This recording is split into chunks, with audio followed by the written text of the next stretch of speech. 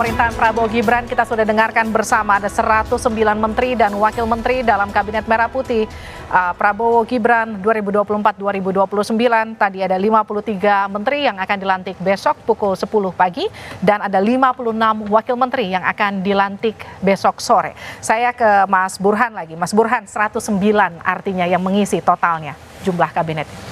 Iya, sebenarnya tidak terlalu mengagetkan ya, karena clue-nya sudah kita bisa lihat waktu Presiden Prabowo itu mengundang audisi dan proses retreat di Hambalang 2 hari. Tetapi kabar baik yang saya bisa rasakan sekarang adalah PD Perjuangan dan Nasdem itu kadernya tidak masuk di dalam kabinet Presiden Prabowo. Itu kabar baik, karena sebelumnya ada indikasi kuat semua kekuatan partai politik di parlemen diangkut ke dalam. Dan itu akan menihilkan kekuatan penyimbang di parlemen. Nah, setidaknya kita berharap minimal PD Perjuangan, ya, meskipun ada BG di dalam kabinet Presiden Prabowo, tetapi secara formal PD Perjuangan menyatakan bahwa mereka tidak bergabung dalam koalisi pemerintahan, meskipun di parlemen tentu saja mereka mendukung kebijakan yang dianggap baik. Jadi ini positif, termasuk Nasdem. Nasdem juga menurut saya positif. Setidaknya kita bisa berharap kalau ada kekecewaan atau ketidakpuasan itu ada saluran formal di parlemen, sebab kalau semua kekuatan berada di dalam itu, pertama mekanisme checks and balance itu sulit untuk bisa kita pastikan. Yang kedua, nah ini studi komparatif nih, negara yang memiliki oposisi atau penyeimbang itu democratic governance lebih baik, economic performance lebih baik. Karena alternatif kebijakan tersedia, koreksi kebijakan tersedia, dan pemerintah akan mendapatkan masukan yang berharga.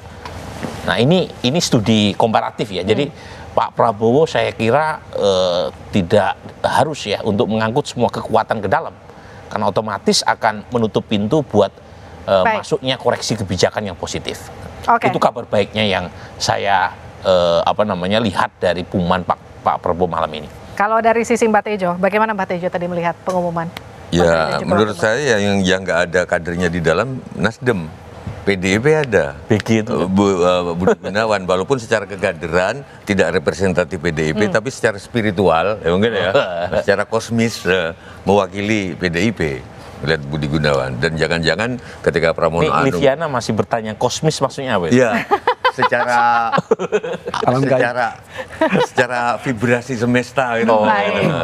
Jadi Pak Pramono Anung ketika datang siang-siang itu bawa utusan khusus dari Bu Mega, jangan-jangan itu. Cuman pertanyaanku, begitu 109 Mbak Teleza, 109 Menteri Wamen, saya langsung kebayang Mercy itu satu kalau nggak salah 2,9 sampai 3 M Mercy Menteri itu.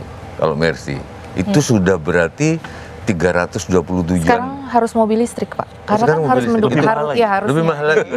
Berarti berapa? Terus di dalam teori evolusi kalau kita baca antropologi, bukan yang gemoy yang langgeng, tapi justru yang gesit, yang kecil. Makanya itu Livi, mamut, gajah yang gede itu, terus dinosaurus punah tapi nyamuk nggak punah.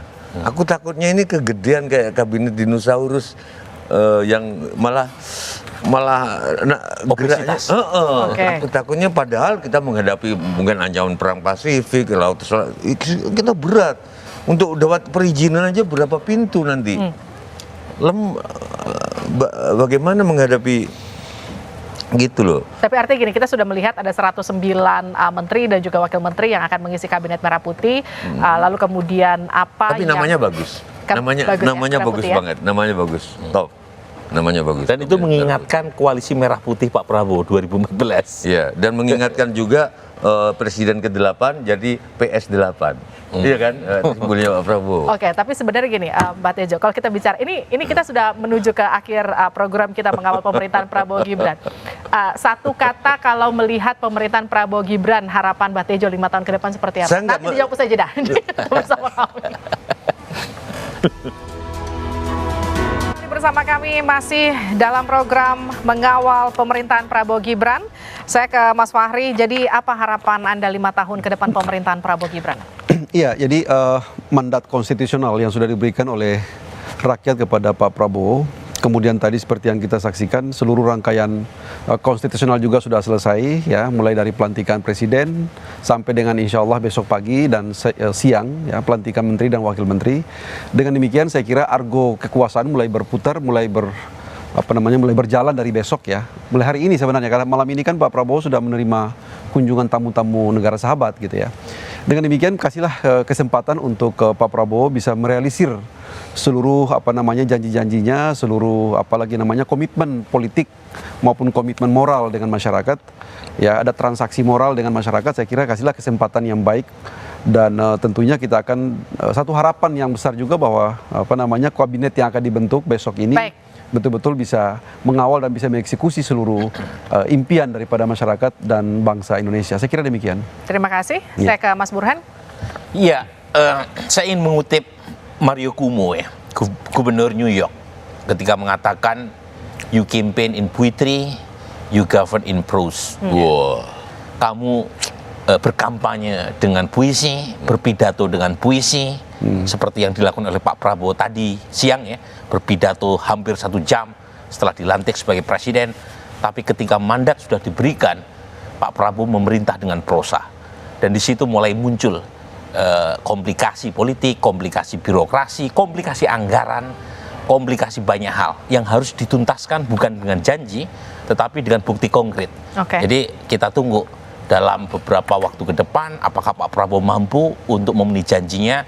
Kita berdoa beliau mampu, dan karenanya kita support, tetapi sekaligus kita kawal, seperti tema Kompas TV, ya, mengawal pemerintahan Prabowo Gibran. Terima kasih Mas Burhan. Mbak Telisa silakan. Ya, setuju dengan Prof. Burhanuddin dan Pak Fahmi, ya. Tentu kita semua mendukung sebagai warga negara, tapi dalam jangka pendek tolong diselamatkan juga bagaimana kepada para investor, ya, membaca agar bahwa dengan lebih banyak kementerian ini nggak jadi nanti beban baru untuk Indonesia, tapi malah memang lebih baik momentum bagi Indonesia dalam jangka menengah panjang untuk keluar dari middle income trap, untuk lebih masyarakat yang sejahtera. Jadi market ini segera harus disecure juga karena ada rupiah dan lain sebagainya, bahwa mereka membaca, investor, ya, terutama membaca bahwa oh ini kabinetnya seperti ini, apakah akan membebani negara. Itu harus segera dikomunikasikan bahwa tidak matter size-nya, yang penting ada pembenahan institusinya di situ, ya, walaupun tadi dikatakan terlalu besar atau bagaimana, tapi kita yakinkan institusi ini memang bisa berjalan dengan baik, karena institution matters menurut Darren Acemoglu. Negara yang tidak gagal atau negara yang berhasil tuh institusinya harus baik. Oke, Mbak Tejo, harapannya untuk kabinet Prabowo Gibran. Kabinet Prabowo. Wakil Presidennya Gibran. Ya, harapan saya untuk Pak Prabowo tetaplah jadi idola Pak Prabowo, yaitu wayang Gatot Kaca, gonjang kanjeng langit yang gagah, dan tetaplah rakyat menjadi Semar yang tidak pernah menjunjung Gatot Kaca, tapi selalu mengkritik dan mengingatkan, selalu menakut-nakuti tujuannya untuk malah memperkekar dia, tidak menjadi penjilat. Terima kasih. Terima kasih Mbak Tejo, terima kasih Mbak Telisa, Prof. Burhan, terima kasih juga Pak Fahmi sudah bergabung bersama kami di program khusus mengawal pemerintahan Prabowo Gibran. Saudara, memang prosesi pelantikan hingga serah terima jabatan sudah selesai, sumpah presiden dan wakil presiden juga sudah diucapkan, kabinet merah putih sudah diumumkan, besok kabinet ini akan dilantik. Selamat bertugas Pak Prabowo dan Mas Gibran serta seluruh menteri dan juga wakil menteri yang akan dilantik besok. Kita tunggu pemerintahan yang baik, bekerja untuk rakyat dan membawa Indonesia lebih maju ke depan. Demikian program khusus mengawal pemerintahan Prabowo Gibran. Terima kasih sudah bersama kami di Kompas TV. Saya Liviana Cerlisa. Sampai jumpa.